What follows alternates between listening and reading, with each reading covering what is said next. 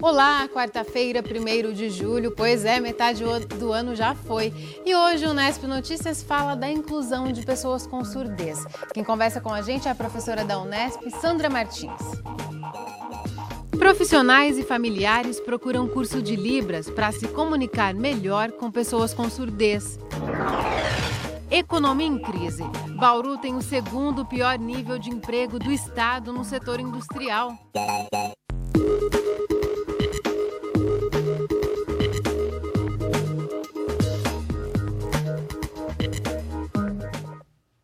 E a gente começa com uma notícia que acaba de chegar. A Prefeitura de Bauru confirmou que a tarifa de água vai subir em 35%. O reajuste vai ser publicado no Diário Oficial de amanhã. O aumento passa a valer já em agosto, referente ao mês de julho. Enquanto os preços sobem, a economia encolhe. A gente fala agora de mais um indicador de que Bauru sofre com a recessão. No mês de maio, a cidade teve o segundo pior desempenho do estado no setor industrial. As vagas de emprego encolheram cerca de 2%. Os dados são do CIESP, o Centro das Indústrias do Estado de São Paulo. A situação não está fácil para esta malharia em Bauru. As vendas de uniformes, principal produto da empresa, registram quedas de até 40% desde o mês de março. Para manter o emprego dos 13 funcionários, eles tiveram que readequar a forma de trabalho. A gente buscou diminuir o quanto que a gente conseguisse em matéria-prima, buscando novos fornecedores, buscando diretamente do importador. Começamos a fazer a parte de estoque para as empresas que a gente mais trabalha. Só que eu já estou chegando num ponto em que eu vou ter que parar com o estoque e partir para umas outras vertentes, que seria a férias de alguns funcionários antecipadas, não no final do ano, mas sim agora, para não chegar ao ponto de demissão, que é o que a gente não pretende fazer nesse primeiro momento. Rodrigo ainda explica que outros fatores também tiveram impactos nos negócios. Os custos com energia subiram 50% e a alta do dólar dificulta a compra de mercadorias. No começo do ano, a malharia investiu R$50 mil nessa máquina de bordados, mas o retorno só deve vir em 2 anos. Com um cenário assim, a expectativa para os próximos meses não é boa. Eu não tenho uma previsão grande de vendas para o mês seguinte, então eu acredito que ainda vou ter uma retração ainda um pouco maior. Porém, é um produto que a gente acaba tendo que comprar, tendo que investir nisso. As empresas também têm, pela questão de multa trabalhista, tem que ter. Então eu acredito que a partir de setembro, outubro, a gente volta a crescer, porém não da forma que a gente caiu. Resultados negativos também nessa indústria de metais. Aqui as vendas caíram cerca de 10% e a empresa precisou demitir funcionários. Além das dificuldades com o dólar e com os custos da energia, a retração na construção civil é outro fator que interfere negativamente.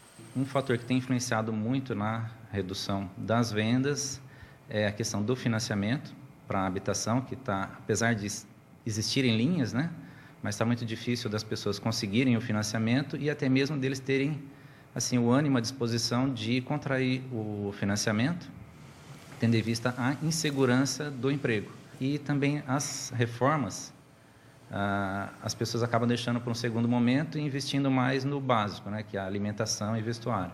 De acordo com a pesquisa mensal de nível de emprego, que avalia o desempenho industrial das 35 diretorias regionais do CIESP, Bauru teve o segundo pior desempenho no estado, perdendo apenas para Osasco. A retração na cidade foi de 1,93% em relação ao mês anterior.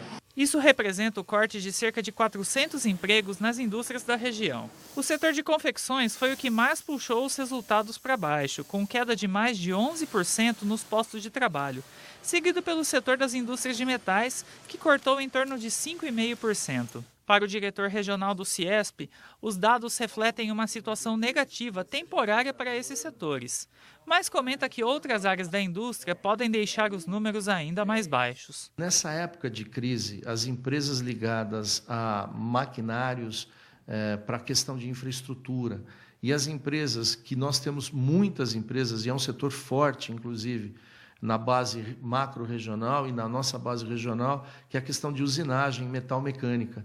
Essas empresas estão sofrendo muito, porque a paralisação da produção de máquinas, de automóveis, faz com que essas empresas que são terceirizadas e fazem usinagem sofrem dificuldades. Domingos calcula que as quedas podem ser maiores nos próximos meses. Cerca de 1 a 2% dos empregos na indústria podem estar ameaçados. Com as perspectivas desfavoráveis, ele aponta as alternativas que os empresários têm para enfrentar a crise sem recorrer às demissões. Eu adotei isso para mim, para minha empresa, para minha família, economia de guerra. Eu só vou gastar o necessário.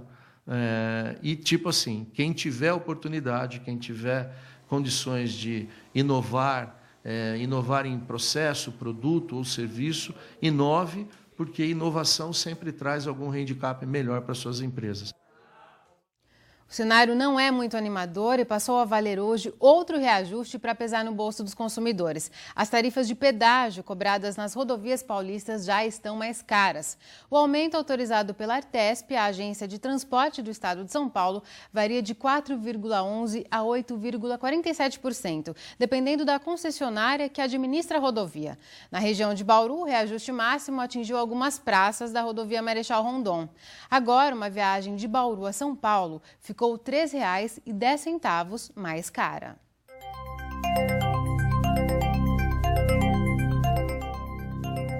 Só foi julho começar que a chuva chegou a Bauru. Uma frente fria deve deixar o tempo instável até o fim de semana, pelo menos.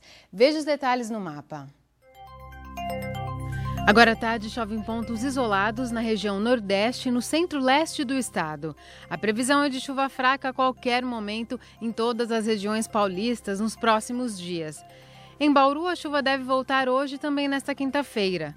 Agora a umidade do ar é alta, de 86%. Não venta neste momento. No início do dia fez 15 graus em Bauru. Agora à tarde a temperatura não passou dos 20. Amanhã os termômetros devem variar entre 19 e 27 graus. Depois do intervalo, você vai saber por que cada vez mais pessoas querem aprender a língua de sinais. Familiares e até profissionais do comércio fazem curso de Libras para conversar sem restrições com pessoas com deficiência auditiva. É daqui a pouco, voltamos já já.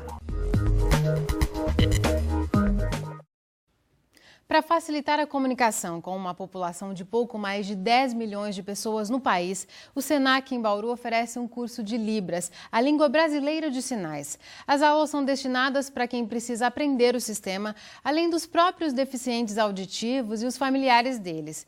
O curso já é procurado até por profissionais do comércio que querem se comunicar melhor com os clientes. Bater um papo com um amigo ou ser apresentado a alguém que não conhecemos são ações tão usuais que nem paramos para pensar quais as habilidades necessárias para isso. Mas você saberia o que fazer para se comunicar com uma pessoa que tem deficiência auditiva? É por isso que existe o Sistema Libras. Ele tem origem no alfabeto manual, que utiliza os dedos para representar as letras. Mas na Libras, os gestos e até a expressão facial são fundamentais para a comunicação. A Cláudia resolveu fazer o curso oferecido pelo SENAC para se entender melhor com a filha Stephanie e os amigos dela. Estou aprendendo bastante coisa nova, bastante sinais que eu não sabia, como amigo, estudar. Stephanie nasceu ouvinte, mas uma doença fez com que ela tivesse surdez profunda desde os 8 anos. Embora consiga falar, ela conta que os sinais a ajudam a se comunicar com os amigos surdos. A estudante já conhece os sinais de alguns estados brasileiros e o nome da cidade onde mora. Bahia. Bahia. Paraíba. Ok. São Paulo. Maranhão. Maranhão. São Paulo. Ela perguntou o sinal de São Paulo, você sabe? São Paulo. Ela também aprendeu os sinais que identificam os amigos. Tem a Tamires. A Tamires. Thalita. Luane. A Luane. Tainara. A Tainara. O sinal da Tainara eu nem lembro. Você lembra do sinal da Tainara? Ah, Tainara, esse é o sinal. Surda desde nascença, Gisele trouxe a mãe para o curso. A ideia é que o entendimento entre elas melhore com a linguagem das mãos. E aqui no SENAC? Aqui no SENAC, você trouxe sua mamãe junto para fazer curso de Libras? Fala um pouquinho, explica. Mamãe aqui. Então, minha mãe veio junto aqui para o Senac para aprender e treinar em língua de sinais. Foi muito bom. A Fátima aprovou as aulas. Para ela, o curso está auxiliando no convívio em família. E a dona de casa fez questão de aprender as palavras que a filha mais gosta. Por exemplo, que a gente aprendeu bastante, ir para o shopping, né, que ela gosta. Por exemplo, minha filha, né, bonita, que ela adora ouvir isso. Sou bonita, linda, né, bom. Professor de Libras, o Luiz explica que o sistema envolve 5 aspectos: a configuração da mão, usando os dedos para formar palavras e números, a orientação da palma da mão, os pontos de articulação, os movimentos e a expressão corporal e facial. A língua de sinais, como ela é uma língua visual motora, então ela tem uma estrutura, uma modalidade diferente da língua portuguesa oral. E aí, nesse sentido, acho que a dificuldade maior é perceber a questão visual da língua. Um exemplo, uma pessoa está na árvore, em língua de sinais é esse sinal. E aí as pessoas têm a tendência de, quando estão aprendendo Libras, fazer a construção na estrutura do português. Então faz, por exemplo, menina está na árvore. Isso aqui, essa ordem, é a ordem da língua portuguesa. E a língua de sinais, ela tem um elemento que é de simultaneidade, que eu tenho um sinal só numa construção. E não são só familiares os interessados em aprender Libras. Profissionais de diversas áreas também se preocupam em melhorar a comunicação com as pessoas com quem convivem. É o caso da Ana, que trabalha com o comércio. Eu sempre senti atração pela linguagem de sinais, pela dificuldade que o deficiente auditivo tem em se comunicar, né? Eles ficam muito isolados. Sempre passa algum deficiente auditivo pedindo informação, alguma coisa, e sempre é legal ajudar. A demanda por profissionais que possam traduzir a língua brasileira de sinais tem aumentado nos últimos anos, principalmente em hospitais, escolas e universidades. Mas é preciso que esse profissional esteja devidamente habilitado. A gente tem poucos cursos de língua de sinais, o que a gente tem é de nível básico, e faltam informações, faltam pessoas formadas. Como que as empresas poderão contratar pessoas para trabalhar como tradutor e intérprete se elas não têm o tradutor e intérprete? E quando tem o tradutor e intérprete, e às vezes nós temos algumas pessoas que precisam buscar formação continuada, porque é uma língua e, de fato, precisa ter domínio dessa língua para trabalhar com tradução. No próximo bloco, a gente continua a falar sobre a língua de sinais e a inclusão de pessoas com algum nível de surdez. Vamos conversar com a professora da Unesp que pesquisa esse tema, a Sandra Martins. Continue com a gente que o intervalo é bem rápido. Estamos de volta e a gente continua a falar da importância de se difundir a Libras, a língua de sinais, e que outras medidas também ajudam na inclusão de pessoas com deficiência auditiva. Quem responde a essas questões é a professora da Unesp, Sandra Martins. Sandra, muito obrigada por sua presença aqui no Unesp Notícias. Eu que agradeço, Larissa, a oportunidade de estar aqui falando desse tema. Sandra, o próprio nome diz que é a língua brasileira de sinais. Muita gente imagina que ela seja uma língua universal, mas não é. Pelo próprio nome, cada país busca uma forma de mediar essa comunicação entre pessoas com deficiência auditiva? Isso é importante, porque assim, universal no sentido dela ter os componentes universais de qualquer outra língua, inclusive comparado às línguas orais. Embora na própria reportagem passada anteriormente o Luiz esclareceu, né, que é professora e intérprete de Libras, né, que a modalidade dela é gesto visual, né, mas ela tem os mesmos componentes universais que outras línguas têm. Então, portanto, cada país tem a sua modalidade gesto visual de comunicação com a comunidade surda local. Então, existe língua francesa de sinais, língua brasileira de sinais, língua americana de sinais e assim por diante. A assimilação é difícil, porque o próprio Luiz disse, Sandra, que o curso é de nível básico. É difícil se apropriar dessa língua?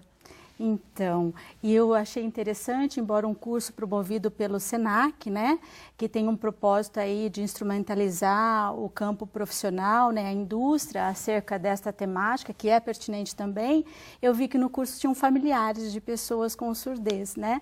Então, assim, como o Luiz mesmo relatou, há uma carência enorme de cursos de formação nesta área, né, que possa mediar essa comunicação com usuários desse sistema linguístico, em especial, na maioria das muitas vezes ele ocorre em termos de formação continuada, no âmbito da extensão, do aprofundamento, mas esta língua, o reconhecimento dela como língua na comunidade surda brasileira, ela é recente, ela é de 2002, né? Então nós temos uma década e pouquinho aí em relação ao reconhecimento dela na nossa comunidade, e várias outras ações derivaram decorrentes desse reconhecimento, como recentemente, em 2010, a lei que regulamenta a profissão do tradutor-intérprete, né? Então, é louvável qualquer iniciativa, principalmente no campo da indústria, que vai favorecer aí a instrumentalização de pessoas para se relacionar no campo de trabalho com esse segmento aí populacional, no exercício da sua função, então é louvável, mas para além disso também há uma carência de cursos de formação, aí vinculado, óbvio, que é o curso de letras, né, que é o curso no âmbito do bacharelado. Então, a formação em graduação, na universidade. Na universidade, vinculado aos cursos de letras, que aí você forma o tradutor e intérprete em Libras português, por exemplo. Nós temos algumas universidades no país que estão formando nessa direção, para atuar em qualquer área, viu, Larissa? Quer seja no campo, no mercado de trabalho, nas indústrias, nos hospitais, na área de lazer, cultura e até mesmo num segmento muito amplo, necessário, que é na educação. Falando em educação, Sandra, um desafio que a gente imagina que seja muito grande é o de ensinar a ler e escrever pessoas com deficiência auditiva, surdez total, porque elas não têm a referência fonética, né, a referência do som. A língua de sinais também pode ajudar na alfabetização dessas pessoas. E como que se dá essa alfabetização? Tem uma metodologia, um sistema de ensino próprio para isso?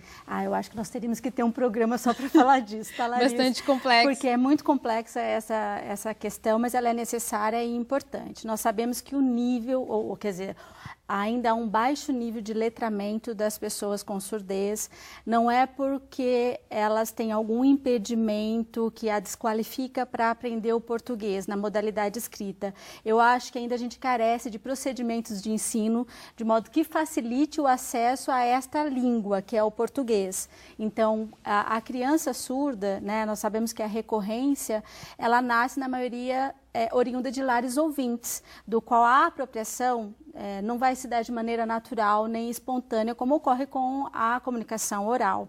Então, a criança que fala, ela vai chegar na escola já dominando pelo menos a modalidade oral da sua língua, né, no processo de alfabetização, diferentemente da criança surda, né, que ainda não usa essa língua de maneira natural, a família não se comunica com ela, então é necessário que a escola cuide desses espaços, e a gente tem seguido como referência, dentro da perspectiva de educação inclusiva, as classes bilíngues, que vai cuidar de instrumentalizar essa família em relação à apropriação de uma língua, que no caso para ela é a segunda, e para o seu filho é a primeira, porque ao estudar nesses espaços com professores capacitados, usuários desse sistema linguístico, ela vai se apropriando da língua como primeira língua de sinais e do português na modalidade escrita como segunda. Então, essa aprendizagem deveria ser simultânea? Da Libras e da alfabetização? No processo de desenvolvimento, sim, embora o uso delas não ocorra simultaneamente, porque como o Luiz explicou, e ele fez muito bem isso, né, usou o exemplo lá, de que elas não são congruentes, né, então não dá para usar juntas, né, mas é necessário que no processo de desenvolvimento educacional a criança ela seja exposta a essas situações de uso das duas línguas. Por isso a gente chama de educação bilíngue, porque a gente acredita que é direito das crianças surdas usarem a língua de referência da população, que é o português, de preferência, se puderem, na modalidade falada e escrita, não conseguindo na falada, que seja em língua de sinais e escrita no mínimo. Então, a escola tem um papel fundamental nesse processo. E essa dificuldade, Sandra, que você mesma citou, que o nível de letramento é muito baixo entre essas pessoas com esse tipo específico de deficiência, isso vai impactar lá na frente na dificuldade delas se inserirem no mercado de trabalho, no ensino superior, por exemplo, que é uma área que você estuda também? Então,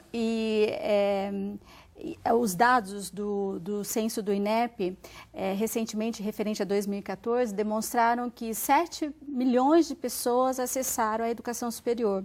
Dessas 7 milhões, 29 mil se declararam com alguma deficiência, aproximadamente 29 mil, que representa 0,4% da população, ou seja, da amostra total. Que é muito pouco. É pouco, né? Então a gente pensa assim que a educação superior ela é meritocrática, ou seja, não é aberta a todos, né? O funil é estreito. E aí óbvio que as pessoas com surdez que não têm um nível de proficiência na escrita vão ser afetadas diretamente com relação aí à condição necessária para prestar um exame de vestibular do acesso à universidade, né? Mas por outro lado, a gente tem assim essa preocupação do governo federal por meio das políticas afirmativas, por meio da lei de cotas, aí atendendo a população mais desassistida, digo eu, econômica, cultural e educacionalmente, do qual encontra-se as pessoas com surdez dentro desse espectro, né? E aí algumas medidas que tentam amenizar as barreiras do acesso e em relação também à permanência, como por exemplo no caso dos surdos, a presença do tradutor-intérprete no momento do exame do vestibular, ou até mesmo em algumas outras iniciativas que já têm ganhado uma repercussão interessante, que é a prova toda em língua brasileira de sinais. E é direito, eles têm esse acesso já, se eles pedirem. Isso, então se identificando no ato da inscrição, como demonstrando a documentação da perda de audição, ele se declara como usuário da língua de sinais. E aí ele pode, por exemplo, no caso da Universidade Federal de Santa Catarina, escolher em que língua ele vai fazer a prova. Então, ele recebe a prova toda no formato audiovisual e ele, então, só preenche no português. Quer dizer, facilita muito. Com certeza. Né? É uma forma de amenizar, mas ainda assim, nós sabemos que são poucos os surdos que têm conseguido acessar o ensino superior. Tá certo, Sandra. Muito obrigada por esclarecer essas questões aqui no Nesp Notícias. Eu que agradeço a oportunidade dada. E antes de encerrarmos, um aviso. Hoje, por causa da transmissão do Mundial de Futebol Feminino pela TV Brasil, não haverá reprise do Nesp Notícias às 8 horas da noite. Para rever esta edição, é só acessar o nosso site. Nós voltamos a nos encontrar amanhã, ao vivo, às 5h30 da tarde. Tchau!